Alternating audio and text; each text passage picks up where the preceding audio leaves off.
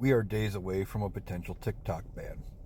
And should January 19th come with no deal made, no Supreme Court decision made, and the ban set to go into effect, TikTok has said they plan to shut down U.S. access, U.S. servers. Now I'm hearing a lot of people saying some things will get around it, like a VPN. I'm hearing other people saying a VPN wouldn't be enough. You would need a foreign phone number and SIM card for the area you are claiming to be in. All kinds of things. I don't know what the answer is on that, as far as what it would take to get around the TikTok ban itself. However, the TikTok ban is set to go into effect unless something comes up. Now, I still think something's going to happen in the final moments.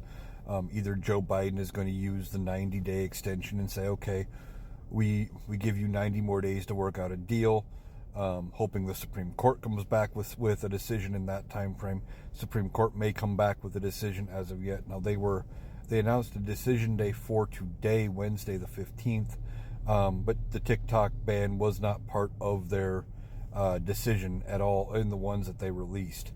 But they still could come out with something between here and there, whether it's a stay or something. And there is an attempt through Congress to pass a last-minute 270-day extension of the ban to give them time to more closer look at this. Now, why are we in the situation we are in? Well, back in April of 2024, Republicans had been really trying to ban the app, mostly because they were getting frustrated with the reporting on TikTok from people that were pointing out all of the stumblings of Donald Trump, where the Republicans were looking bad, and they thought, at least in part, that they were losing the message war with TikTok. And even some Democrats weren't liking what was being put out on TikTok, and they'd found a way to tie it into national security, but they couldn't get it to pass on its own. They tried several times to ban TikTok as a standalone bill, and it failed every time.